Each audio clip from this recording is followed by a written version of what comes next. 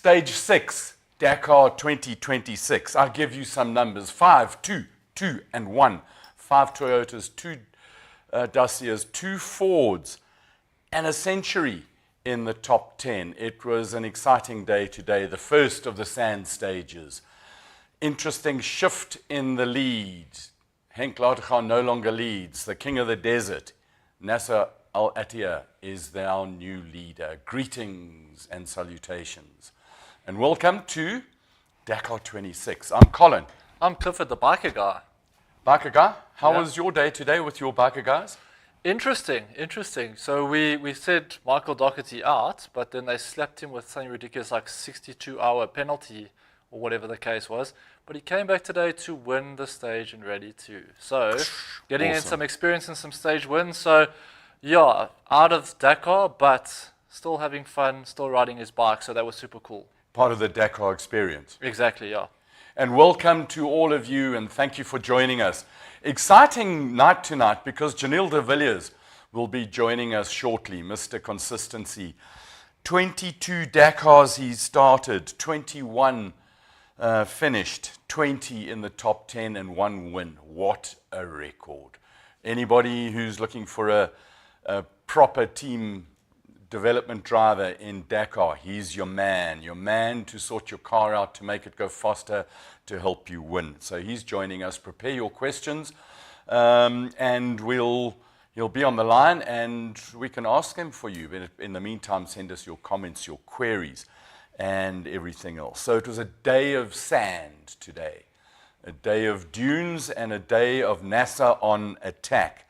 He started in 15th, ended up winning in 3 hours and 38 minutes. From Loeb, Quintero, Price, Nani Roma made the top 10, as did Carlos Sainz and Matthew Serradori. Got to say again that Serradori in the Century is plugging away, and we can see it in the results. Great 9th place overall for Guy Botterill. Started 9, finished 9. You know that, talking about that whole yo-yo effect, sort of. We'll ask Giniel a little bit later about it. Henk Lategan started 16th, finished 12th, 9 minutes off Nasser, and he relinquishes the lead.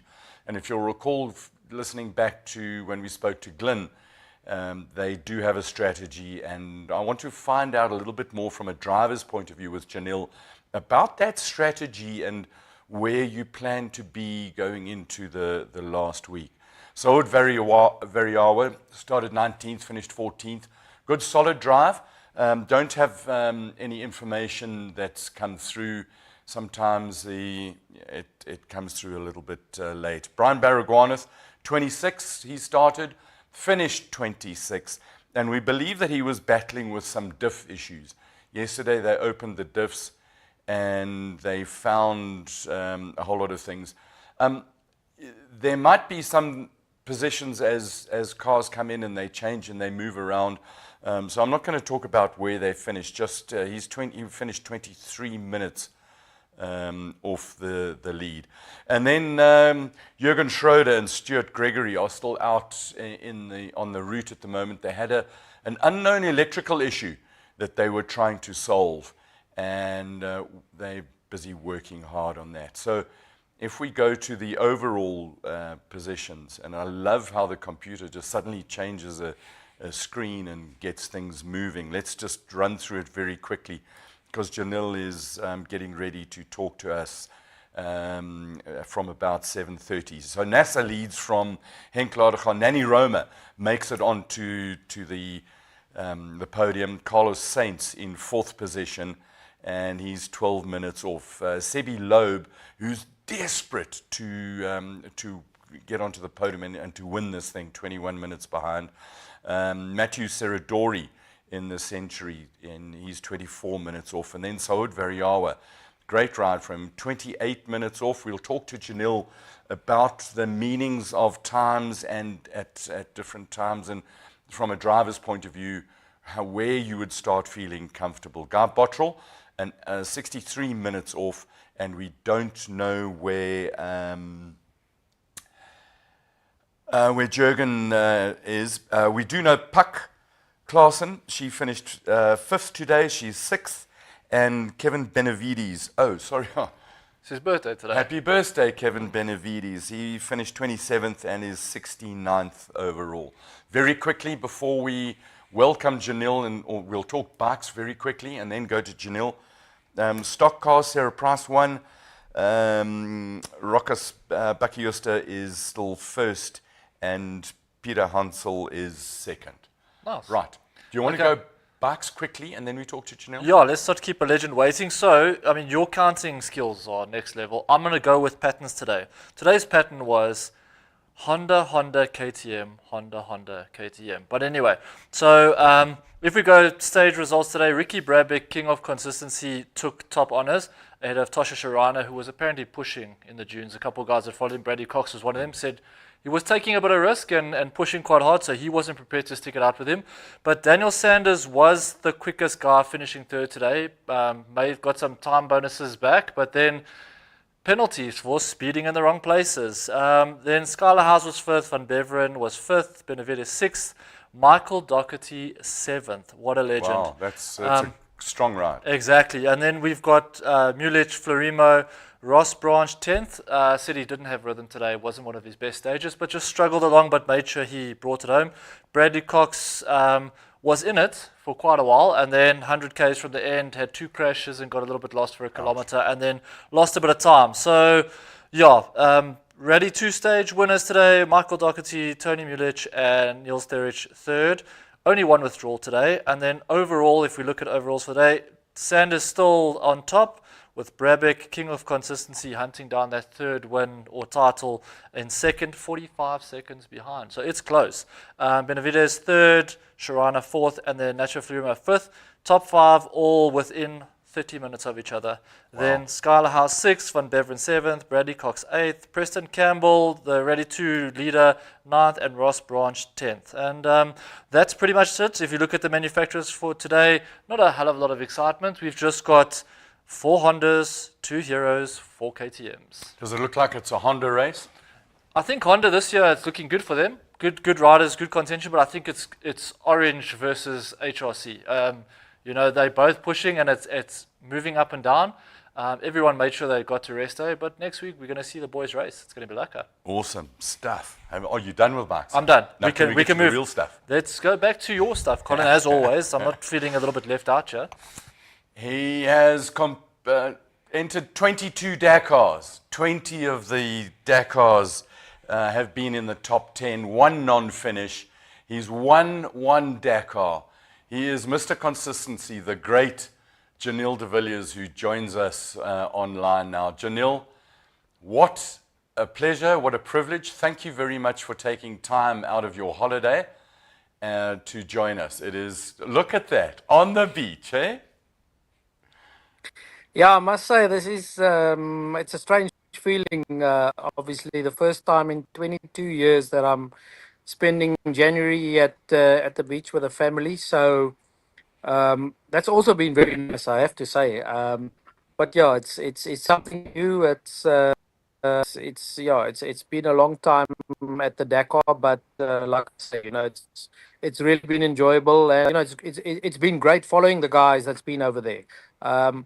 I say that, you know, some days I do miss it a little bit, but you know, on other days when it's great weather at the beach and the water is warm in the sea, I don't miss it. So it's been great.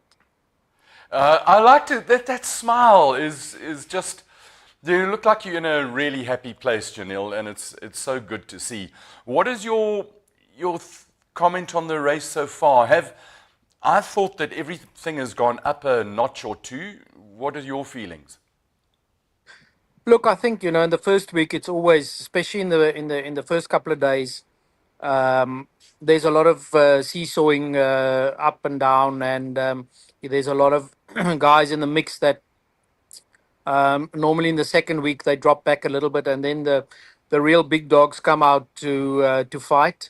And I think we saw a bit of that today with Nasser really putting the hammer down today, and just showing us why he's the best off-road racer in the world. I had contact with Henk and Brett just a little bit earlier, they were surprised that they lost so much time today. They said they felt like they did a great job, but they felt like the other guys took bigger cuts than they did, and therefore they lost a bit of time. So they were a little bit upset that they lost more time than they wanted to today. But I think they're still well in it. And you even saw guys like Seb Loeb today. Yeah. Really having a good stage. So second week is normally when the big dogs come out. So I think we're seeing a little bit of a pattern now. And for me, the race is now obviously, between Nasser, Loeb, Henk's really in the mix there, and then the Ford, actually the Then, four Ford cars, yeah. they're doing a really good job. Nani, Carlos, all the guys there, Matthias, even Guthrie Mitch is as well. still in it. Yeah. So I mean, I think the winner's going to come out those. and Giniel, from a time point of view, going into rest day, how much time do you Yeah. think would you feel comfortable with being behind? Well, I mean, obviously, the further you are behind, I mean, you've got to make up that time. But I would say, I mean, anything up to 20 minutes is doable. It's easily doable. Even half an hour is doable. I think though that most of the stones is behind them, Yeah. and I know the area that they were in around Alula. A couple of years that I raced there as well. The stones are, you just don't know how you get those punctures because you don't hit a stone. They're just so sharp, and with guys getting two punctures because you only carry two spare wheels. Obviously, you have to slow down a lot and you lose a lot of time, and that's why we saw this big seesawing at the beginning. But I think it's going to get better from now onwards. So there'll be a bit more of a pattern emerging. I mean, and I think, like I say, 20 minutes behind, I wouldn't pull that out of the race at all. Yeah, just to go back to what you were talking about, punches, and how do you drive to avoid the punctures? I mean, apart from not missing the rocks, and what do you do to try not to get punches?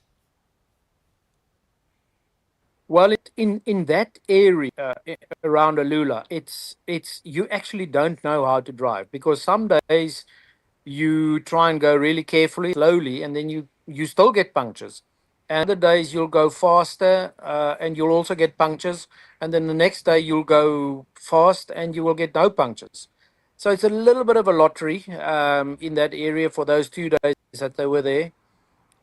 It's very difficult to manage the punctures there, and I think if you look at all the comments from all the top guys, I think they pretty much said the same.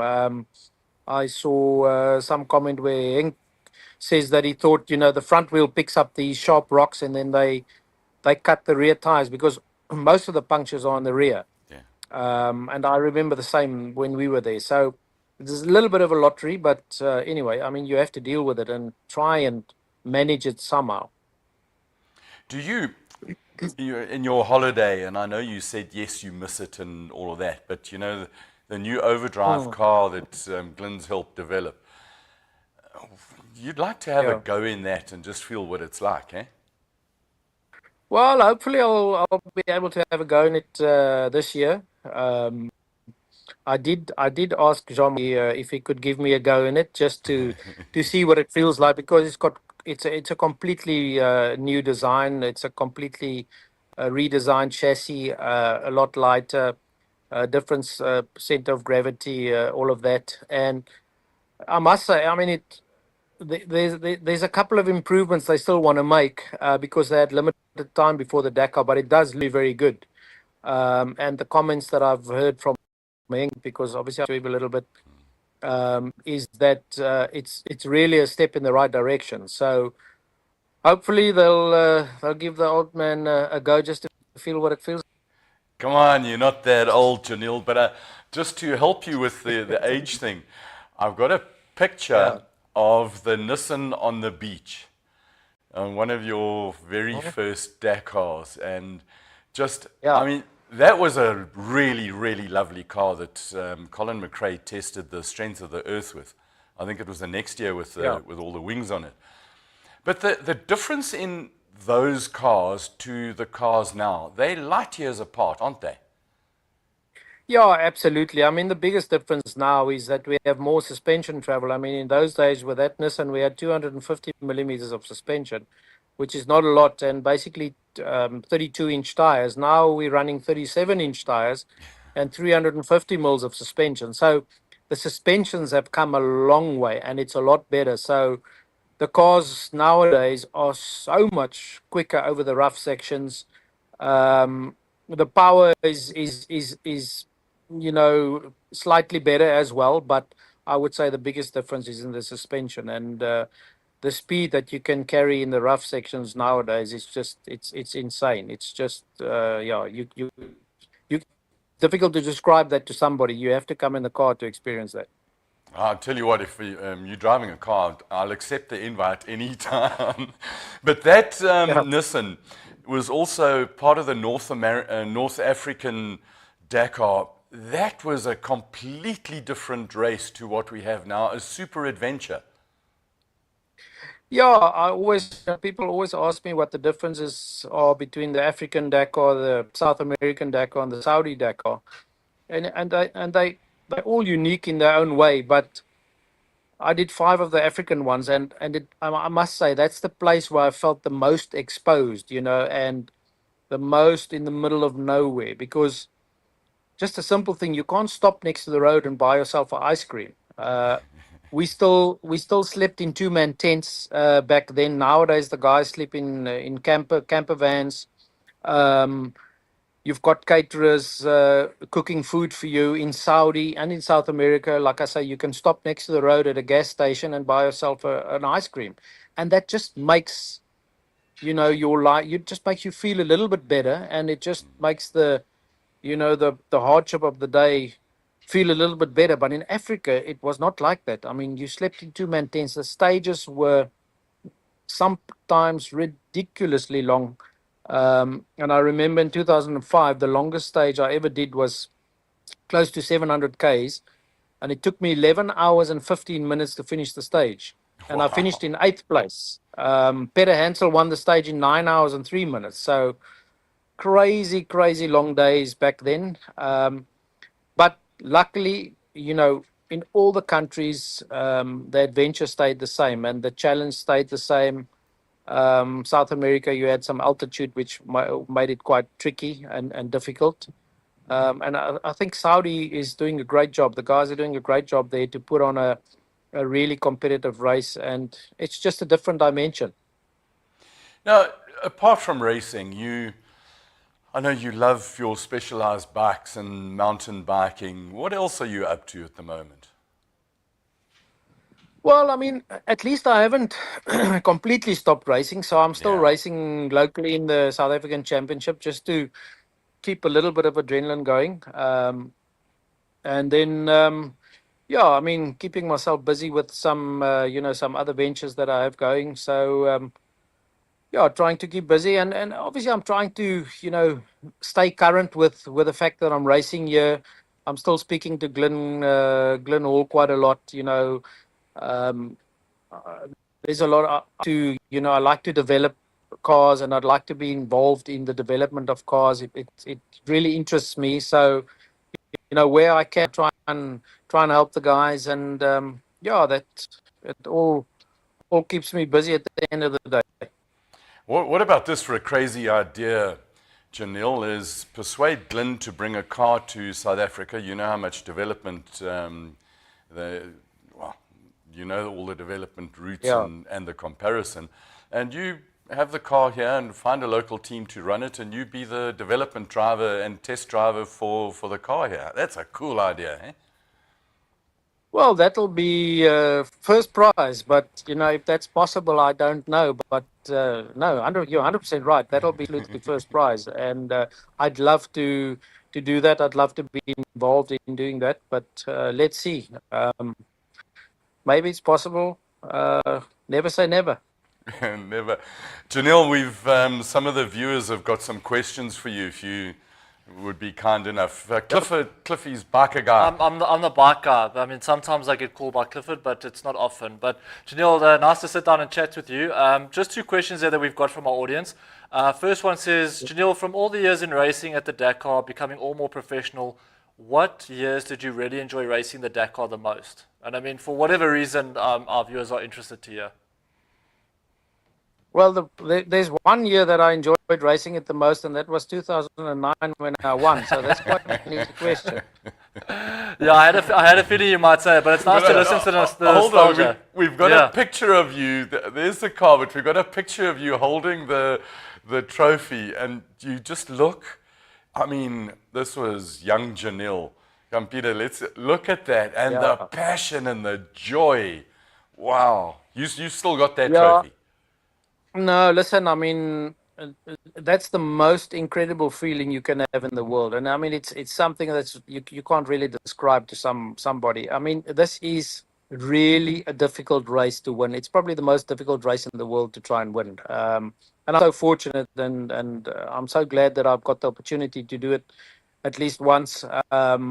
So yeah, I mean, it's just an amazing feeling, and it's such a big team sport, and to see the joy on all. I mean, in those days, the team was about 110 people. To see the joy in every single one's face when you won the race and being part of that team was just incredible. So yeah, I'm really happy that I was fortunate to be able to do that. And you had some proper teammates in that race as well. Yeah, absolutely. I mean, back then, Carlos Sainz was my teammate. I was teammates with Ari Vatanen and also in VW, Mark Miller from America. Back in the Nissan days, I was teammates with Colin McRae. So some really great teammates over the years. I've learned really a lot from them. Really fortunate to have those guys as teammates of mine. Hey, you got another question there? We do. A question here from Cass Kruger asking, of all the different surfaces, which one was your favorite to race on in the Dakar? Well, in the beginning, it was definitely gravel roads, because that's what I was used to in South Africa, because we don't really have dunes and stuff here. The dunes at first were very daunting to me. I was really, really scared of the dunes in the beginning. But as you spend more time in the sand and in the dunes, I actually got to enjoy that at the end. It's like anything. If you get used to it, you get comfortable, and you learn to enjoy it. And then once you learn to enjoy it, I mean, you go quicker. I would say in the beginning the gravel, and then towards the end the dunes also got not too bad. So that's a perfect answer. That makes perfect sense. A lot of people just echoing the sentiments that you're a legend and everyone misses you this year in the Dakar. Plans to try and get back there, or is that chapter sort of closed and you're looking for another avenue in racing and maybe doing Dakar a different way? Well, I mean, let's see what happens in the future. I mean, it is a chapter that's sort of closed now, but I always say never. I mean, you never know what's going to happen tomorrow or the day after. I mean, if a really good opportunity comes along, who knows? Maybe maybe it's up for the taking. So let's see. But I'll be pretty happy to still be involved in some or other way. The race has been part of my life for so long. It's something that I've learned over all these years. I've learned to race the race, and how to do things there. And if I can pass that on to younger generations, why not? So let's see what happens in the future. Anything's possible, and we'll play it day by day. Giniel, I want to just talking about memories and things. Let's go back to Killarney Racetrack with that red, was it a Ford Laser that you started out in Class D racing? What would you, Giniel, today say to young Giniel in that Ford Laser? What bits of wisdom would you give him? Look, I mean, in that Ford Laser, the first race I did with that car, I came stone last, and I thought, I mean, it's impossible to beat these guys. I mean, I'm never going to get this right. It's I don't know how they go so quickly. But as you learn as you learn the ropes, and you learn to what to do with the car to make it quick, and it's just a process. And at the end of the day, I ended up, you end up beating the guys, and you ended up going quicker. So, I mean, the only thing I can tell guys that start at a young age, and nowadays everybody's starting so young, is to not give up. Just keep on trying, knock on the door. I mean, try and learn from the older people around there, if they'll tell you their secrets, but try and learn from them. I mean, I always try to keep an ear on the ground, and just keep pushing and keep knocking on the door. I mean, one day I was in the right place at the right time, and in 1994 I got my first factory drive. So yeah, the rest is history. So I never thought that I would be able to do something like that. I mean, I grew up in a small town, small little Karoo town on a farm, and I never thought that I would end up where I ended up. So yeah, it's anything's possible. And you dominated touring car racing in this country, you, Glyn, and the Primera. That was it 4 or 5 championships in a row? It was just phenomenal. And against legends at the time. It was a beautiful period of racing, wasn't it? Yeah, look, I mean, I was also very fortunate to be part of the team back then, part of Nissan back then. I mean, to be racing also against some really big names and legends of the sport. And yeah, like you say, we won 4 championships in a row with Glyn. To me, Glyn is the Adrian Newey of South African motorsport. He's got such a brilliant engineering brain, and he's got such a passion and a drive for motorsport that he never sits still, and he keeps on thinking how to make cars faster. So yeah, I was very privileged to be working with him, and still we are good friends, and I still speak to him almost every day on the Dakar now. So yeah, just privileged to be part of it, and it was a wonderful time in South African motorsport with super touring cars. We had full crowds at all the tracks around the country. So yeah, it's a pity it's not like that anymore. But I guess life has moved on. But yeah, I was just very fortunate to be part of that. More questions? I've actually got one just following on from what you just said now from Mosh Dangle, who's Farouk Dangle's nephew. And he says he has great memories of the touring car days around that era. And he says, but he finds that motorsport in SA does not have that atmosphere anymore like it used to. What do you think could be done to sort of bring that back and bring back that sort of vibe around SA racing?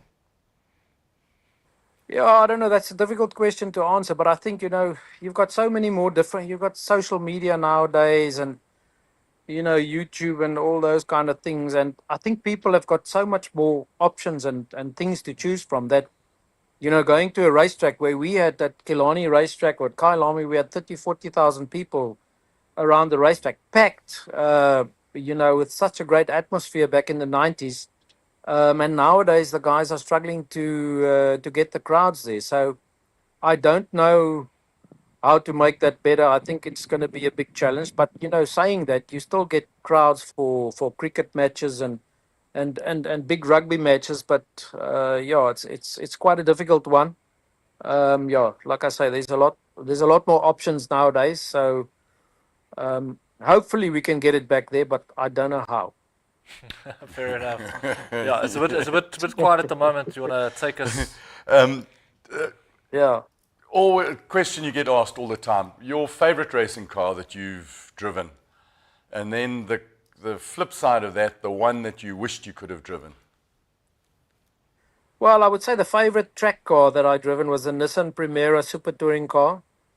I won 2 races with that, international races at Killarney racetrack. That was an unbelievable motor car to drive. So well balanced, and yeah, that was by far my most favorite track car. And most favorite off-road car was probably the race Touareg, which I won the Dakar Rally in. Although I must say the Toyotas that Glyn designed, and that I raced, for the last, I don't know, 14 years, were also quite spectacular. And, the last cars, and even the one that I'm driving today in the local championship here, it is just astonishing what those cars can do. And the terrain, the rough terrain that you can go over, the speeds where we go over there, it's just amazing. So I would say the Touareg probably because I won in it, and then the Nissan Primera is my favorite cars.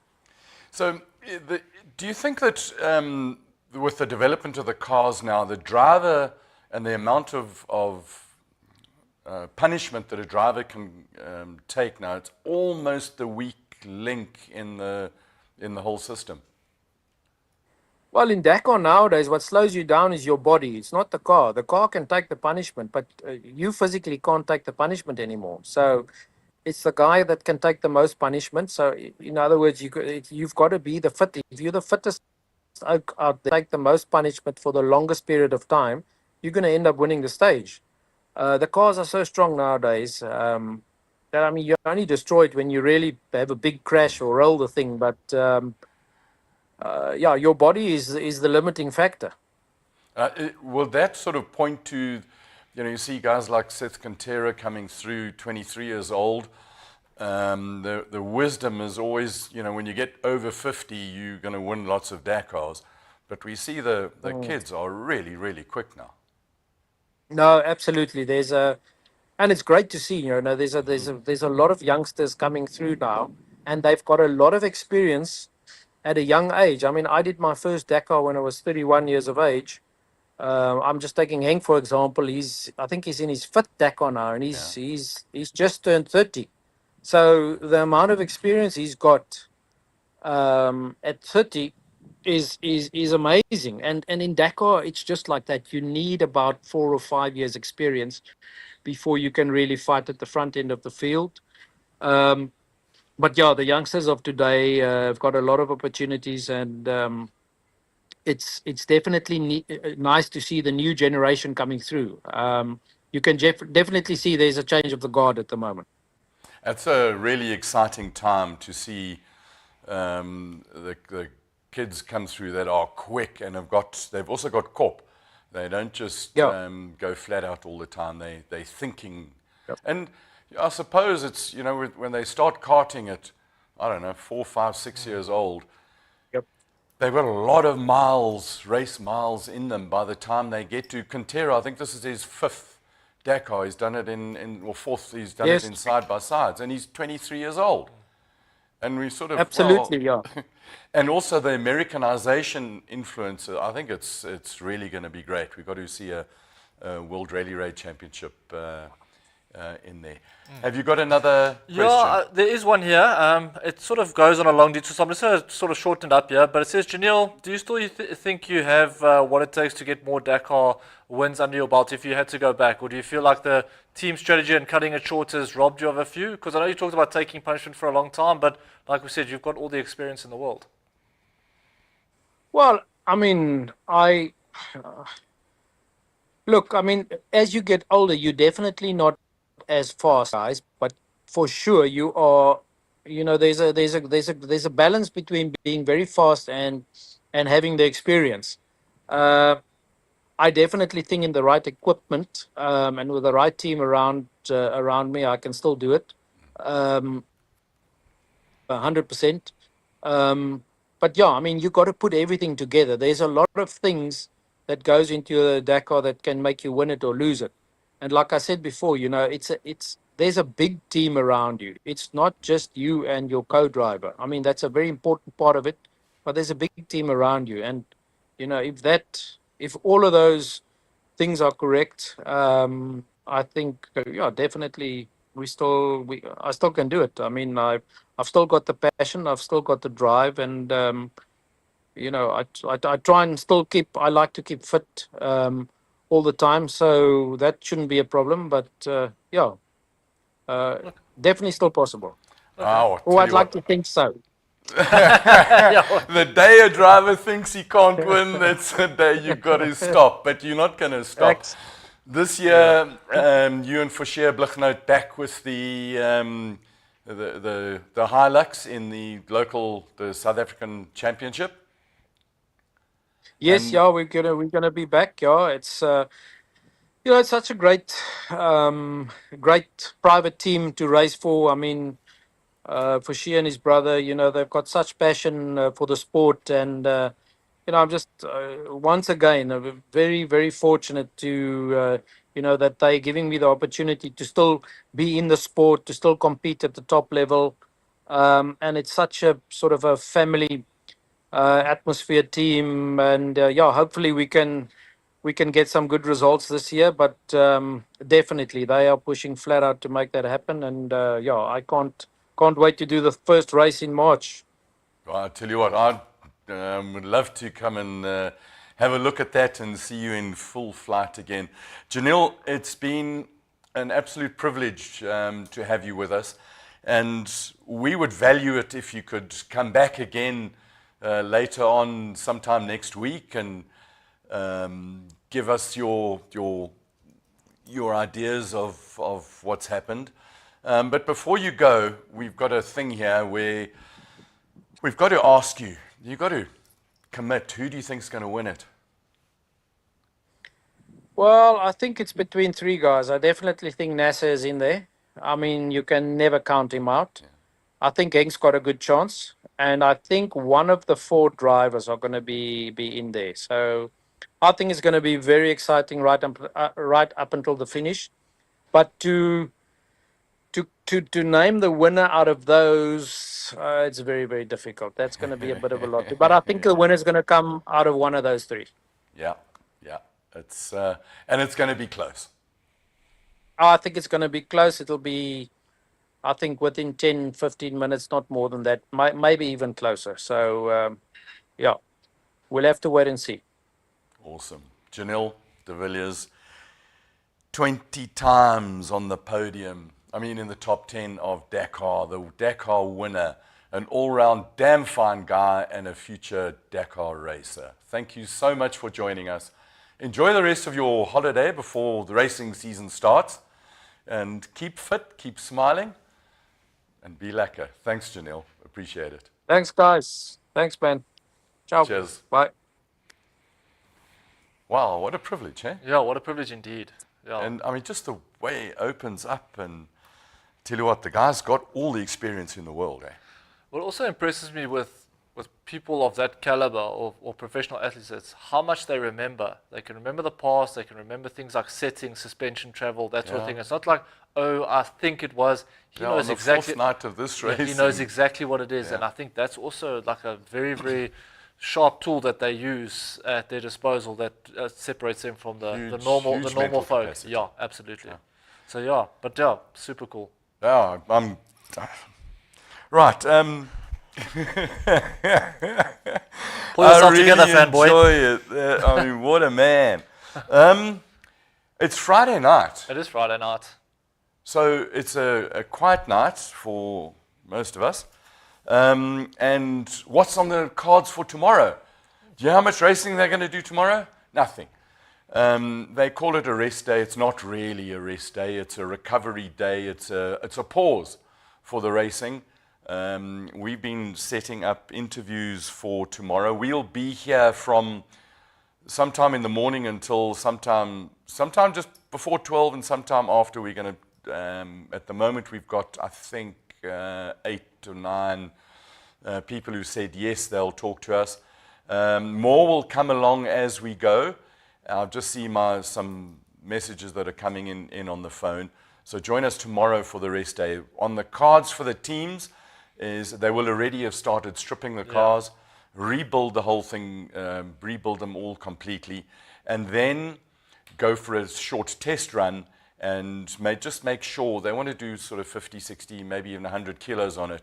Just get everything bedded back in, because the risk always after rest day is that the stuff isn't put together properly, and we've seen on the day after rest day so many breakages, and it's the worst day for mechanical unreliability is day after race. That, and also riders and drivers gearing themselves back up. We've also seen a few whoopsie daisies along the way as well. So the first day back after rest day is always a bit of a tense one. You know, anything can happen.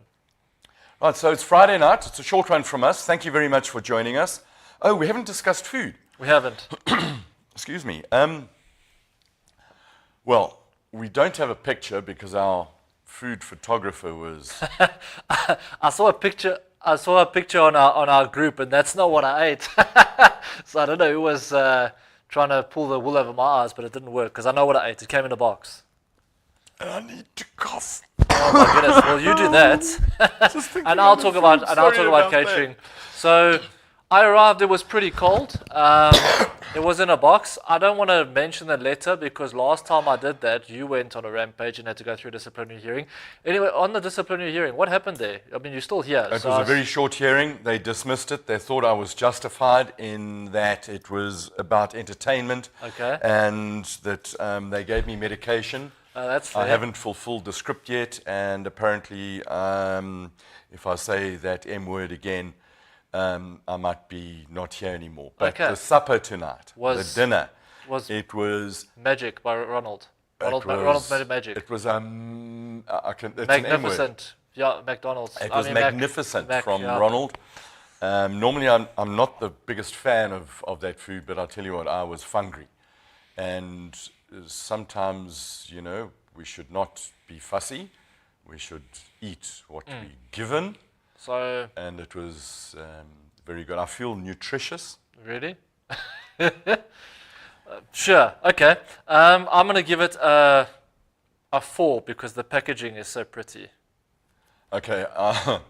I'm going to give it a lot more because it was G for gone. It was D for delicious. And it can come again if I'm hungry again. So beggars can't be choosers. Yeah, that's fair. Really that's fair. That's fair. On that note, it behoves us to thank the technical team. Pierre, who's joined us as our sound specialist for tonight. Thank you very much, Pierre, for breaking your holiday and your tanning ritual. It is tanned, eh? It's wow. Like, imagine if you had another 3 more days. You'd be like Jesus. And the moustache would be... See. Yeah, it'll be like, who's the man with his Skylar? Yeah. All right. Anyway. On that note, thank you very much. Be well, be fine. Join us tomorrow. It comes at a random time. Thank you very much for watching. And be kind, be safe, be lekker. Cheers. Look at my shoes.